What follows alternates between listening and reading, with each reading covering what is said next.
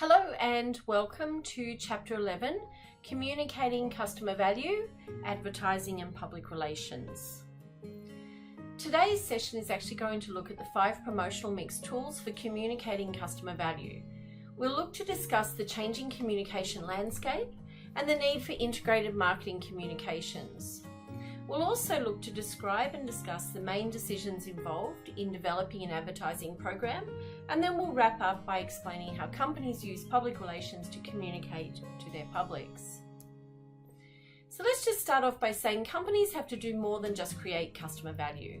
They have to also use promotion to communicate that value clearly and persuasively to their customers. We do this through the use of something called the promotional mix. Now, the promotional mix is really about a company's total promotional mix, which is also known as the marketing communication mix.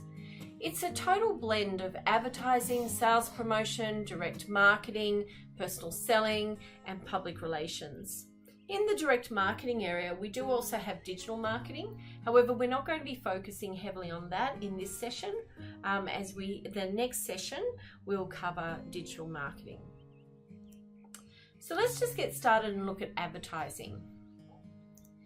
Advertising is any paid form of presentation and promotion of ideas, goods or services by an identified sponsor.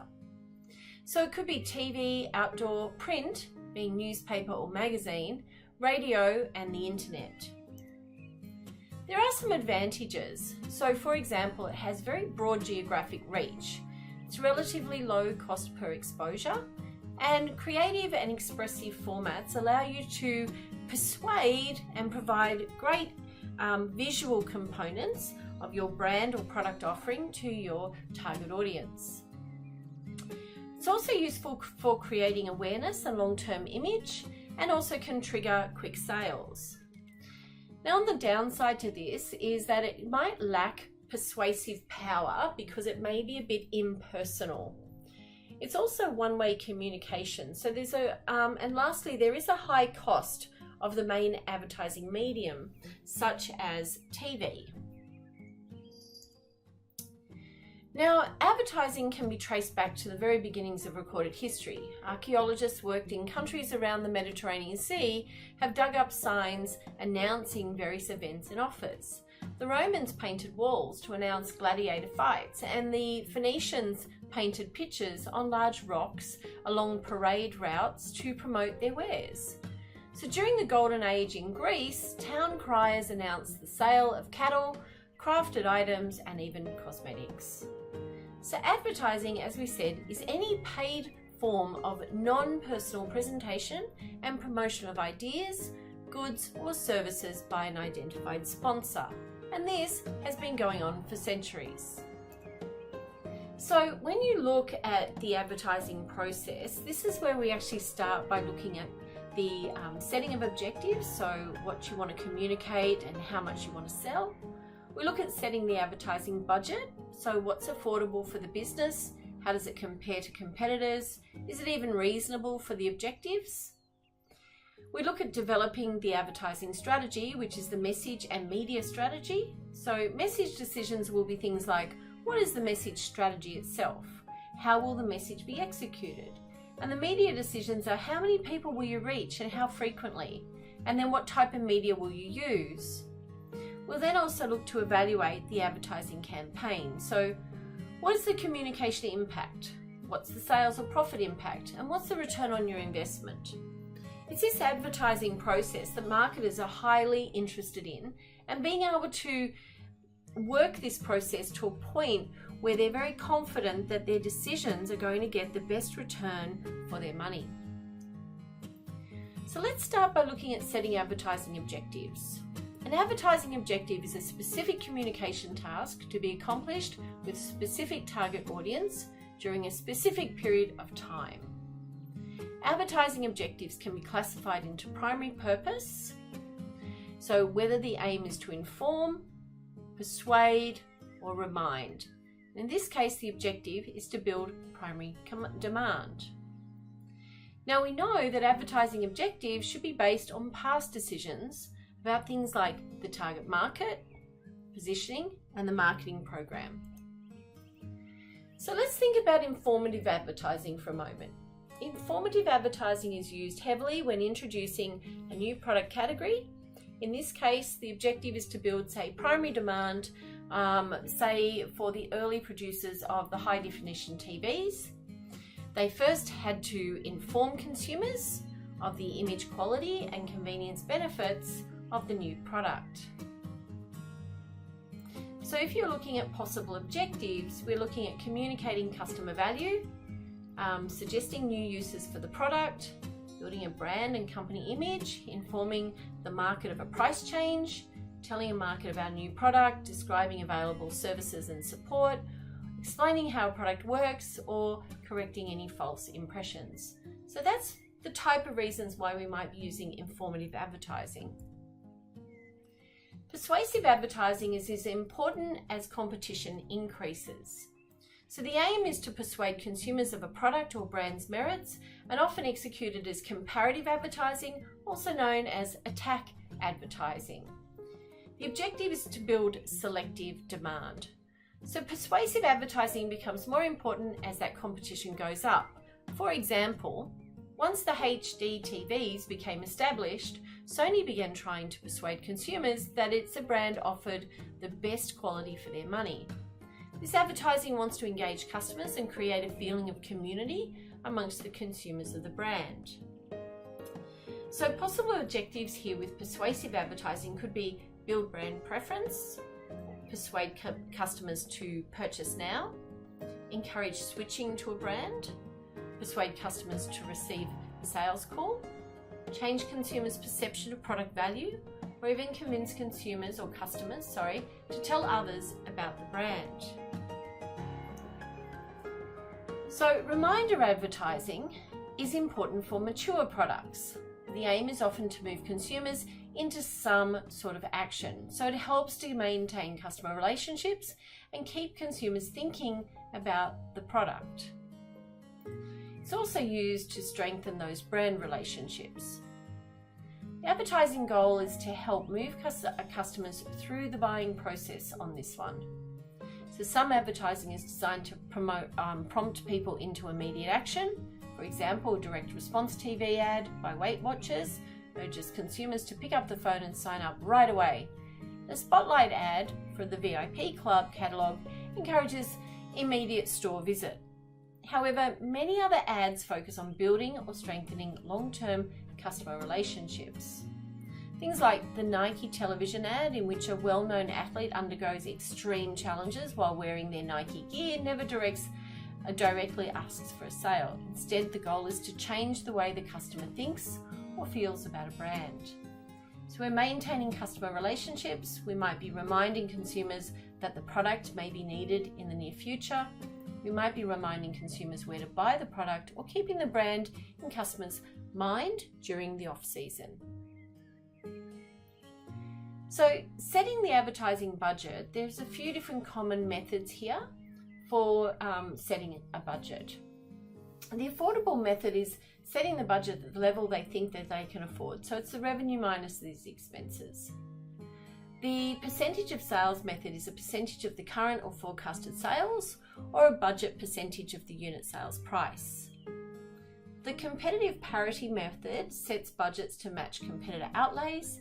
And lastly, the objective and task method sets promotional budgets based on what the company wants to accomplish with the promotion. So when you think about the affordable method, it's really used by small businesses often. It ignores, though, the effect of promotion on sales and places promotional last as a priority. It leads to uncertain and annual promotional budgets and can result in underspending. So unfortunately, this method of setting budgets completely doesn't think or ignores the effects of promotion on sale, and so it may not necessarily be the best approach. The next approach, which is the percentage of sales method, is very simple to use. It helps management think about the relationship between the promotional spending, selling price and profit, so it's definitely better than the last one. But it does view sales as a cause of promotion rather than as a result, and brands with stronger sales can afford bigger budgets. So based on the availability of funds rather than the opportunity. So when you think about that, it may prevent the increased spending sometimes needed to turn around falling sales. Because the budget varies with year-to-year sales, long-range planning is really difficult. And finally, the method does not provide any basis for choosing a specific percentage except what has been done in the past or what competitors may be doing. So if we're thinking about competitive parity method, this is setting budgets to match our competitor outlays. Still other companies use the competitive parity method, setting their promotional budget to match the competitor outlay. They actually monitor competitors' advertising or access industry promotion spending estimates from publications or trade associations. And then they set their budget based on the industry average. There are two arguments that support this method. Firstly, competitor budgets represent the collective wisdom of the industry. And second, spending what competitors spend help prevent promotion wars. Unfortunately though, neither of these arguments are valid. There are no grounds for believing that the competition has a better idea of what a company should be spending on promotion than does the company itself. Companies differ greatly, and each has its own special promotion needs. Finally, there's also no evidence that budgets based on competitive parity prevent promotional wars. So, the most logical budget setting method is the objective and task method, whereby the company sets its promotional budget based on what it wants to accomplish with the promotion. This budgeting method entails 1. Defining specific promotion objectives. 2. Determining the tasks needed to achieve these objectives. And 3. Estimating the cost of performing the tasks. The sum of these costs is the proposed promotional budget. So the advantage of the objective and task method is that it forces management to spell out its assumptions about the relationship between the dollar spent and the promotional result. But it's also the most difficult method to use. Often it's difficult to determine which specific tasks are going to achieve which part of the objectives. So for example, suppose a company wanted 75% awareness for the latest version of their product during a 3-month introductory period. What specific advertising messages and media schedules would they use to attain this objective? How much would these messages and media schedules cost? And would the management consider these questions even though they're difficult to answer? It is, however, the most common used approach to our budget setting. Now, developing the advertising strategy could be about the strategy consisting of 2 interdependent elements: creating advertising messages and selecting advertising media. In the past, companies often viewed media planning as being secondary to the message creation process. The creative department first created good advertisements, and then the media department selected and purchased the best media for carrying these advertisements to the desired target. This often caused friction between creatives and media planners. So when you're looking at the message strategy, what we're really interested here is what is meant to be communicated. The media strategy is really about saying how you reach those consumers. Which media platforms make most sense? When will you actually communicate? Late in the day, early hours of the morning, during midday? How frequently will you repeat the message? This is really because no matter how big the budget, advertising can succeed only if advertisements gain the attention and communicate well. So good advertising messages are especially important in today's costly and very cluttered advertising environment. Today, we have the choice of over 100 free-to-air and subscription TV channels, and consumers have more than 2,500 magazines from which to choose. Add the countless radio stations and the continuous barrage of catalogues, direct mail, email and online ads, and out-of-home media, and consumers are being bombarded with ads at home, at work, and at all points in between. So as a result, consumers are exposed to too many advertisements almost every waking moment. So this whole idea about creating the right advertising messages, we have to break through the clutter. We have to merge advertising and entertainment now, and we have to look at the message strategy itself.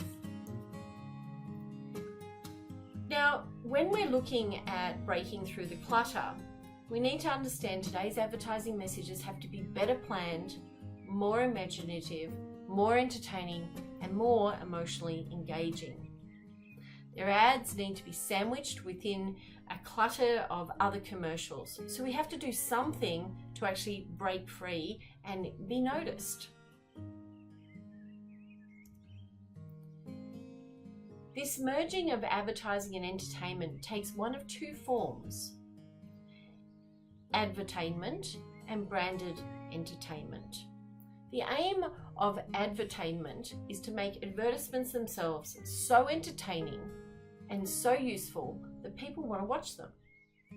There's no chance that you would want to watch ads on purpose, would you say? Beyond making their regular ads more entertaining, advertisers are also creating new advertising forms that look less like ads and more like short films or stories. These are the branded entertainment, product placement. A range of new branded messaging platforms, from webisodes and blogs to online videos and social media posts, now blur the line between ads and other consumer content. So what about our message strategy? What about the big idea, the creative concept? What are the consumer benefits and brand positioning and value proposition that we need to be thinking of? And what's meaningful, believable, and distinctive? If they're not answering those questions, then our message strategy is bound to fail. So in the message strategy, what we're trying to do is, what do you want customers to think, feel, and do? And the creative concept is really thinking about the advertising appeal itself. So the big idea that will bring the message strategy to life is distinctive and some memorable aspect. The first step in creating this effective advertising message is to plan a message strategy, so to decide where the general message will be communicated to consumers. The purpose of advertising is to get consumers to think about or to react to the product or company in some certain way. So people will react only if they believe they will benefit from doing this. Developing an effective message strategy begins with identifying customer benefits and can be used as advertising appeals. Ideally, advertising message strategy will follow directly from the company's broader positioning and customer value strategies. So a message strategy statement tends to be straightforward. It outlines the benefits and positioning points that the advertiser wants to stress. The advertiser must next develop a compelling creative concept, that big idea. And that'll bring the message strategy to life in some distinctive and memorable way. At this stage, simple message ideas become great ad campaigns. Usually a copywriter and an art director will team up to generate many creative concepts, hoping that one of these concepts will turn out to be the big idea. And the creative concept may emerge as a visualization or a phase or a combination of even the two. So, main execution styles. The approach, style, tone, words, and format chosen for executing the message is execution style. A slice of life shows typically people using the product in normal settings. Might be product being advertised becomes a solution to the problem. The lifestyle shows how the product fits with a particular lifestyle, and it doesn't show on the product, rather on the image of what it provides. If you think about fantasy, this is actually creating a fantasy around the product. And mood or image builds a mood or image around the product itself. From a musical standpoint, This shows people or characters singing about the product.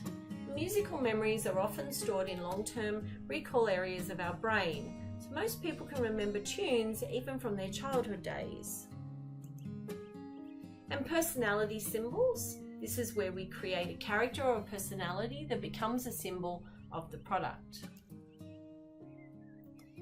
How about things like celebrity or satisfied customers attesting to how much they like the product? That's actually what we call testimonial evidence or endorsement. Now, in addition to all of this, we do have consumer-generated content. Taking advantage of today's digital and social media technologies, a lot of companies are now tapping into consumers for marketing content, message ideas, or even actual ads and videos. So, making customers an everyday part of the brand conversation is just as important now as the marketer creating those media communications. Produce new and creative ideas and fresh perspectives on a brand from consumers. Key decisions in media strategy are our reach, frequency and impact, selection of main media types, selection of specific media vehicles, and media timing decisions. If we think about reach, frequency and impact, to select media, the advertiser has to decide on the reach, the frequency needed to achieve advertising objectives. Reach is a measure of the percentage of people in the target market who are exposed to the ad campaign during any particular period of time. So for example, the advertiser might try to reach 50% of the target market during the first 3 months of the campaign. Frequency is a measure of how many times the average person in the target market is exposed to the message. And for example, the advertiser might want an average exposure of 3. But advertisers want to do more than just reach a given number of consumers a specific number of times.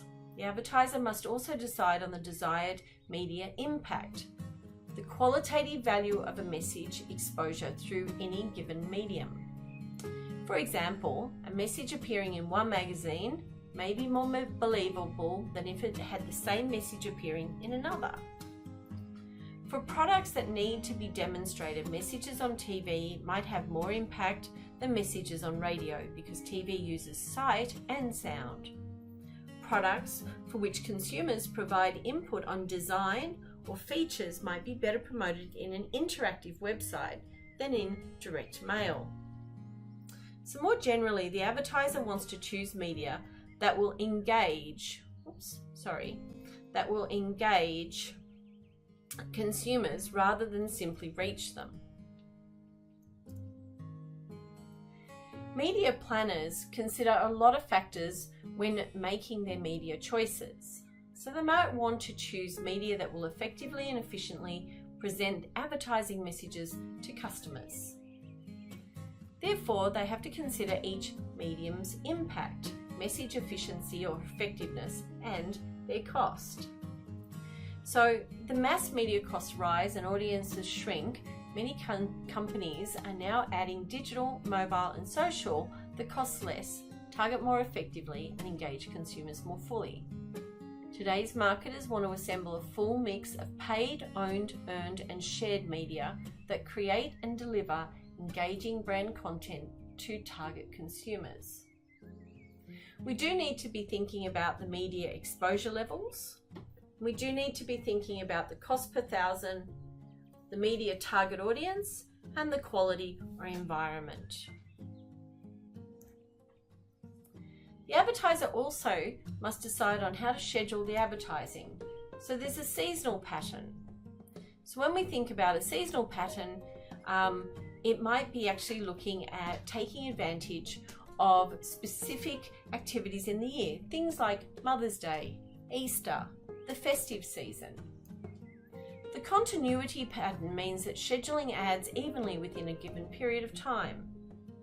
And the last one is where we might pulse, being a means scheduling ads unevenly over a given period. So 52 ads could either be scheduled one a week during a year or pulsed in several bursts.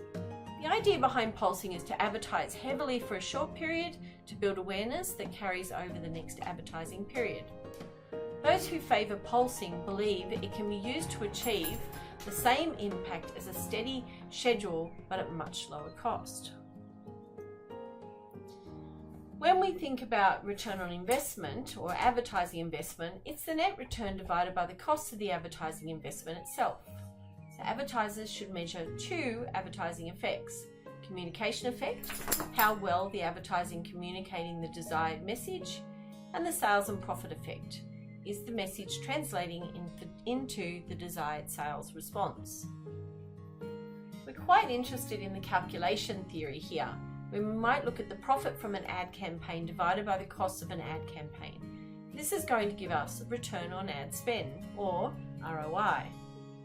The calculation example could be $100,000 divided by $40,000, and that gives you a 2.5 ROI. So that's saying for every dollar spent, it returned 2.5 times the value. Now the next section that we'll have a look at is the sales promotion. The short-term incentives to encourage the purchase or sale of a product or service. These might be discounts, coupons, demonstrations, point of sale, incentive programs, or merchandising. Sales promotions have some advantages, and that is they're quite a varied tool, which includes coupons, point of sale material, premiums, and also more. It could attract consumers' attention and provide incentives to purchase, and it invites and rewards quick sales. The big issue we have with sales promotion is that there are some disadvantages, and that is that sales promotion effects are often short-lived. No one really remembers the sales promotion from, say, 4 weeks ago. Not as effective as any other advertising or selling method, because there's no customer relationship being involved with a sales promotion. Another area that we might be looking at is direct marketing.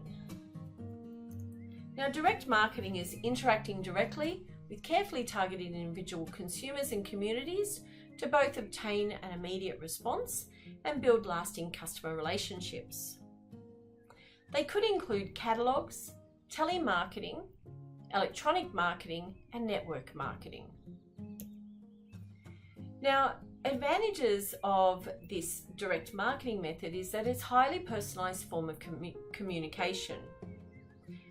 When you think about immediate and customized form of communication, and also that it's often very interactive, it's suited to highly targeted communications and relationship building.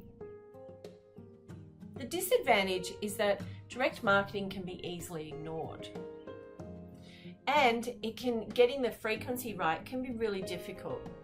Many consumers actually complain about too frequently being communicated with different offers. So direct marketing is well suited to highly targeted marketing efforts and to build one-on-one customer relationships. That brings me into personal selling. Personal selling is actually about personal presentation by a company's sales force for the purpose of making sales and building those customer relationships. It could be a sales presentation, could be a trade show, or even telesales. So when we're looking at personal selling, there are some advantages. We are building effective preference and conviction and action through personal selling. It's very hard to say no to someone who's coming up to you and selling, and face-to-face means. Interpersonal communication is involved here, and it retains consumer interest for a lot longer because you've engaged at an emotional level often. It's cost effective in markets with high ticket items or where there are few buyers. The problem is here that it requires long-term management commitment.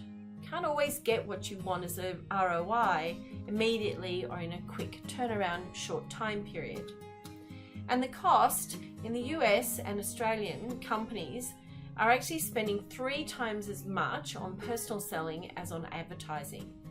And generally that's actually because the cost of people being involved in advertising to the same amount of to get that reach is a lot greater than, say, to get the reach out of TV or radio or other communications. Public relations is one of the other areas that I wanted to go through. So public relations is looking at building good relationships with companies' various publics, and this is obtaining favourable publicity, building up good corporate image, and handling or heading off unfavourable rumours, stories or events. So it could be press media releases, it could be sponsorship, special events, experiential marketing, or even networking. So when we're looking at public relations, the Public Relations Department may perform any or all of the following functions. They could be looking at press relations or being a press agency, so creating and placing newsworthy information in the press media. They could be looking at product publicity, so publicising special or specific products. They could be looking at public affairs, building and maintaining national or local community relations. Looking at lobbying, so building and maintaining relations with legislators and government officials. They could be looking at investor relations, maintaining relationships with shareholders and other financial community, and development, say for the not-for-profit sector, so public relations with donors or members of not-for-profit organisations to gain some sort of volunteer or financial support. Now the advantages are that it's highly credible and able to reach a lot of prospects because you are going to be using some of the mass media. You can dramatise the message, and it's very effective when used with other types of promotions. Some of the issues with it is that it tends to be underutilised and used as an afterthought, not as part of the pre-planning. So public relations uses several tools, one of the main tools being news, so creating that favourable news about a company and its products. Sometimes news stories occur naturally, so in other times, a PR person can suggest events or activities that would create news. So special events, speeches, web design, written or audio, visual materials, corporate identity, public service activities, buzz marketing, social media presence, for example. Now, if we're thinking about integrated marketing communications, this is where we're actually looking at bringing everything together. So integrated marketing communications, there is actually a new communication landscape, and this is about the changing consumer attitudes and behaviours, or marketing strategies and communication technologies. We also have a shift in the marketing communication model in general, the decline of mass or traditional media, narrowcasting or versus broadcasting, and personalisation and engagement, and also interactive digital media. There's also a need for integrated marketing communications in general, where we have cross-media touchpoints and brand contact, delivering a clear and consistent message and image across channels. So let's take a look at some of these. If you're looking at the changing consumer attitudes and behaviour, it's fundamentally because we have better informed and more communication empowerment due to the internet. Marketing strategies are designed to build closer relationships with customers and in more narrowly defined micro markets. And communication technologies are changing the way communication occurs between companies and their customers. So this shifting marketing communication model has really seen the decline of mass traditional media in favour for broad selection of more specialised and highly targeted media to reach smaller customer segments with very personalised interactive messages. Personalisation and engagement is a trend, as are interactive digital media and broadcasting to narrowcasting. So there is a need for integrated marketing communication. In the consumer's mind, messages from different media and promotional approaches all become part of one single message. So cross-media touchpoints or brand contacts are important, and delivering a really clear and consistent message across all channels is critical for all brands. Now, this last section is actually about the strategies that we might apply in the promotion mix. We have two choices here. We can actually choose from a promotional mix of what we call a push strategy, which is where we direct our marketing activities, primarily personal selling and trade promotion, towards channel members to induce them to carry our product and promote it to the final consumer. We also have the pull strategy. So this directs marketing activities, primarily advertising and consumer promotion, towards the final consumer to induce them to buy the product or to pull it off shelf. The reality is that most companies use some combination of both push and pull. So that's the end of our session tonight, and I do thank you for listening to the recording. I look forward to being able to share with you digital marketing and personal selling and sales promotion a little bit more next week. Thank you.